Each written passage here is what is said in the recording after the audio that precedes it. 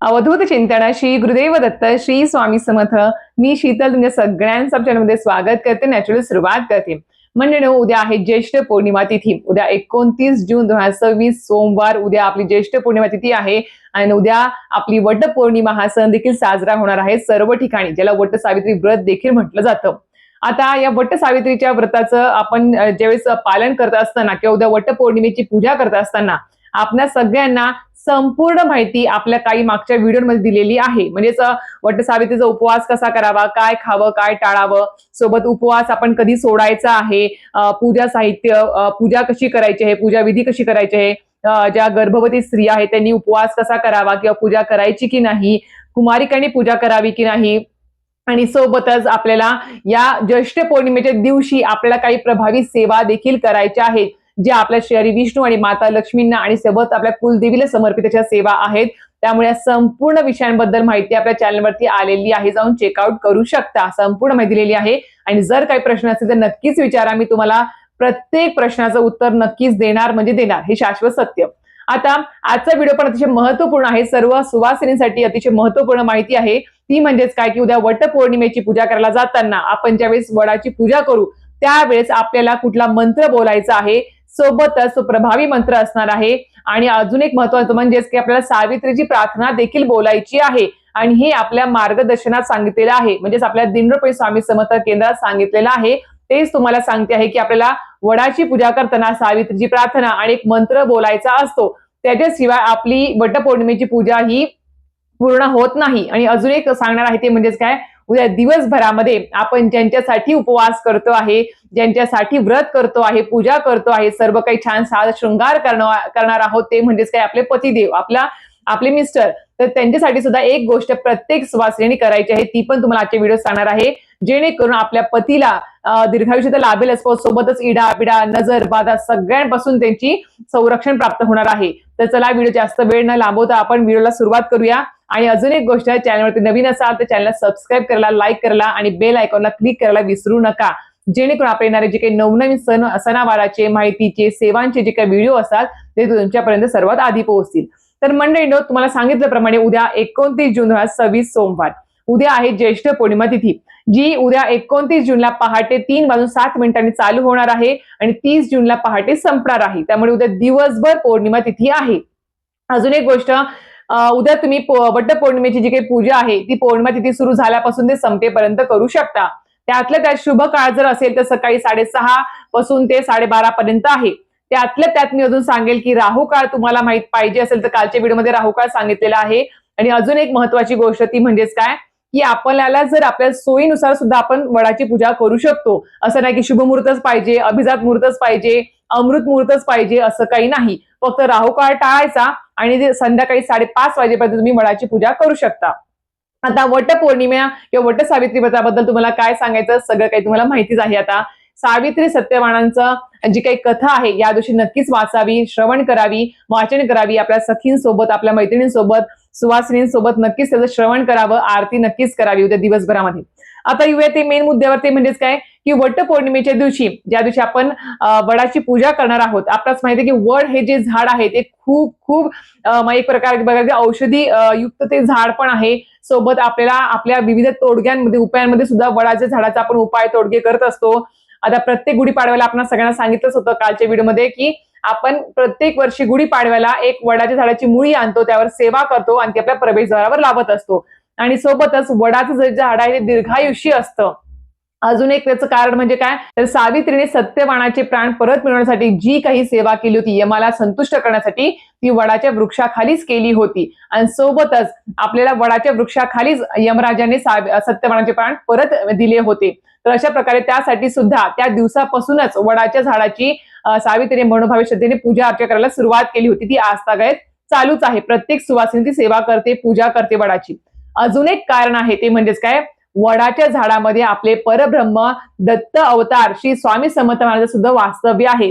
ज्या वेळेस स्वामी समर्थ महाराज ज्यावेळेस अक्कलकोटमध्ये देह स्वरूपामध्ये राहत होते, त्यावेळेस तिथले जे काही भक्तजन होते त्यावेळेस ते स्वामींना विचारायचे की तुम्ही कुठून आला आहात.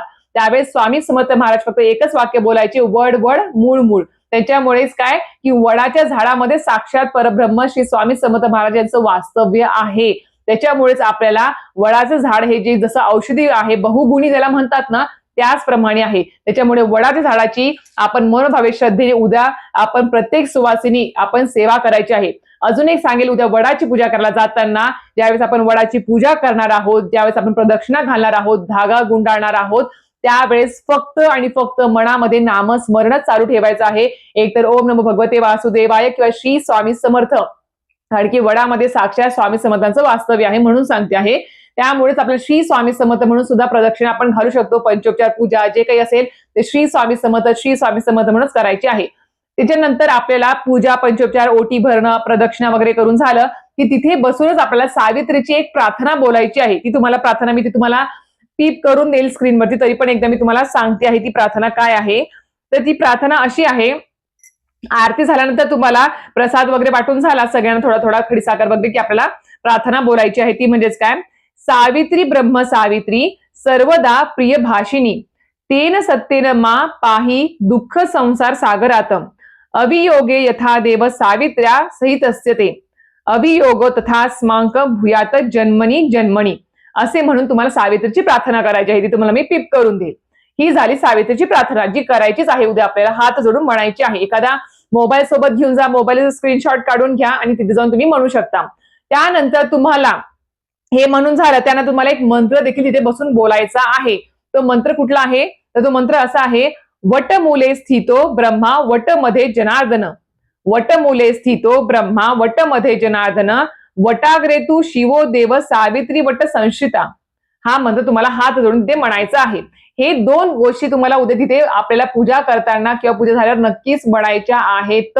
ह्याच्याशिवाय तुमची वट सावित्रीची पूजा असेल ती पूर्णत्वास जाणार नाही. आपल्या मार्गात हे दोन मंत्र आणि प्रार्थना सांगितलेली आहे, ती मनोभावे श्रद्धेने करावी. त्यानंतर आता हे झालं. ह्याच्यानंतर काय, तर तुम्ही घरामध्ये जरी तुम्ही समजा रोप वगैरे आणून घरामध्ये पूजा करणार असाल वडाची, तिथे सुद्धा तुम्ही हाच मंत्र बोलायचा आहे. सर्व काही तुमचं घरामध्ये पूजा आरती वगैरे सगळं झालं की नंतर तुम्ही हा सावित्रीची प्रार्थना आणि मंत्र बोलायचा आहे. आता ही दुसरी गोष्ट ती म्हणजेच काय, की उद्या आपण ज्यांच्यासाठी ह्या व्रत करत आहोत, उपवास करतो आहोत, वट सावित्रीची पौर्णिमेची पूजा करणार आहोत, ते म्हणजे आपल्या पतिदेवांसाठी, आपल्या मिस्टरांसाठी, ज्यांना दीर्घायुष्य लाभावं, अखंड आपल्याला सौभाग्य प्राप्त व्हावं, सोबत त्यांना आपल्या पतीला त्यांच्या कामांमध्ये भरभरून यश मिळावं, यासाठी आपण ही पूजा अर्चा करत असतो. तर आता एकच सांगेल की बा आपण ज्यांच्यासाठी ही व्रत किंवा पूजा करतो आहे, सेवा करतो आहे, तर उद्या काय करायचं, सकाळी उठल्या उठल्या जर मिस्टर थोडे उशिरा कामाला जाणार असतील तर सकाळीच काय करायचं, आपण सकाळी त्यांचं आंघोळ वगैरे झाली मिस्टरांची की त्यांना पूर्व पश्चिम अशा प्रकारे तुम्ही देवघरासमोर सुद्धा तुम्ही पाटावर जरी त्यांना बसवलं, पाटावर बसवा किंवा चटईवर बसवायचं आहे त्यांना, छान नवीन कपडे त्यांनी घालावे आणि आंघोळ झाल्यास त्यांना हे करू शकता. किंवा तुम्ही दिवसभरामध्ये सुद्धा करू शकता. जर मिस्टरांना सुट्टी असेल किंवा वर्क टू होम आहे, समजा घरीच मिस्टर आहेत, किंवा सकाळी मिस्टर कामाला गेले की संध्याकाळी येतात, संध्याकाळी जरी केलं तरी सुद्धा चालेल. पण संध्याकाळी कामावर आल्यानंतर हातपाय स्वच्छ त्यांना धुवायला लावायचे, कपडे स्वच्छ घालायला लावायचे आणि मग त्यांना आसनावरती किंवा पाटावर बसवायचं आहे. पूर्व पश्चिम तुम्ही बसवू शकता. पाटावर त्यांना बसवावं, डोक्यावरती रुमाल किंवा टोपी द्यावी आणि त्यांचं प्रत्येक सुवासिनीने आपल्या पतिदेवांचं उद्या औक्षण नक्कीच करायचं आहे. औक्षण करावं, त्यांना कुंकू लावावं, अक्षदा लावाव्या, थोडंसं सुपारीने आणि अंगठी असेल सोन्याने त्यांनी ओवाळायचं आहे. आपल्याला ते ओवाळून घ्यावं, थोडंसं गोड त्यांना खाऊ घालायचं आहे आणि प्रत्येक सुवासिनीने उद्या आपल्या पतीचे आशीर्वाद नक्कीच घ्यायचे आहे. म्हणजेच काय, त्यांचे चरण स्पर्श करायचे आहे, त्यांच्या नक्कीच पाया पडून आशीर्वाद घ्यायचा आहे. हे उद्या नक्कीच करावं. अजून एक गोष्ट म्हणजेच काय, प्रत्येक सुवासिनीला वाटतं की आपल्या पतीला कुठल्या प्रकारची वाईट नजर, बाधा किंवा इडापिडापासून त्यांचं संरक्षण व्हावं, वाईट गोष्टींपासून संरक्षण व्हावं, असं प्रत्येक सुवासिनीला वाटत असतं. कारण की आपले पतिदेव दिवसभर कुठे कुठे लांब लांब कामाला जात असतात, व्यवसाय उद्योगधंदा खूप काही चांगलं चालू असेल तर लोकांच्या वाईट नजर देखील पडतात. तर अशा वेळेस प्रत्येक सुवासिनीने आपल्या पती देवांवरून एक गोष्ट ओवाळून टाकायची आहे. ती म्हणजेच काय, औक्षण अगदी करून घ्यायचं, पाया वगैरे पडून घ्यायच्या.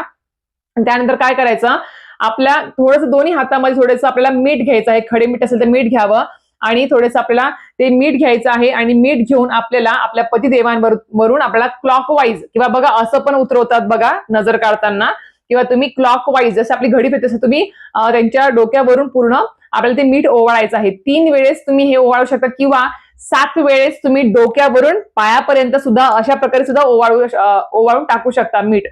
श्री स्वामी समर्थ म्हणायचं 7 वेळेस मंत्र किंवा क्लॉकवाईज असं फिरवून आणि ते मीठ जे आहे तुम्ही ते फ्लश करून द्या. बेसिनमध्ये टाका किंवा कुठे पण टाका, पण ते पाण्यामध्ये विरघळून गेलं पाहिजे अशा प्रकारे टाकून द्यायचं आहे. अशा प्रकारे आपल्या एकतर पतिदेवांची नजर देखील उतरवली जाईल आणि ज्या काही वाईट गोष्टी त्यांच्या मागे असतील किंवा वाईट नजर बाधा जे काही असेल ते सुद्धा निघून जाईल. तशा प्रकारे उद्या आपल्याला ह्या गोष्टी आपल्या पतिदेवांसाठी करायच्या आहेत. प्रत्येक स्त्रीने आवर्जून करावं. आणि अजून एक सांगितल्याप्रमाणे उद्या सर्व सुवासिनींनी साज शृंगार तर करायचा आहे, नटायचं आहे, सर्व काही करायचं आहे. पण सोबतच मी एकच सांगेल शेवटी तुम्हाला, ज्यावेळेस मी वडाची पूजा करायला जाताल त्यावेळेस थोड्याशा रील्स कमी बनवा. फक्त नंतर बनवा. तुमचं प्रदक्षिणा, पूजा वगैरे सगळं काही झालं की फोटो काढा, रील्स बनवा, सगळं काही करा. पण ज्यावेळेस तुमची पूजा चालू आहे, पंचोपचार पूजा चालू आहे वडाची, ज्यावेळेस तुमच्या प्रदक्षिणा चालू आहे, त्यावेळेस गप्पा टप्पा न मारता फक्त नामस्मरण, जी प्रार्थना बोलायची आहे, मंत्र बोलायचा आहे. कारण की हा दिवस प्रत्येक वेळेस येत नाही, सारखा येत नाही. वर्षातून फक्त एकच दिवस आपल्याला मिळत असतो. अशा प्रकारे संपूर्ण माहिती दिलेली आहे. तरी सुद्धा काही प्रश्न असतील तर नक्कीच कमेंट बॉक्समध्ये विचारा. 100% मी तुम्हाला त्याचं उत्तर द्यायचा प्रयत्न करेल. अशा प्रकारे व्हिडिओ इथेच थांबवते. व्हिडिओ आवडला असेल तर नक्कीच लाईक, शेअर आणि सबस्क्राईब करायला विसरू नका. श्री स्वामी समर्थ.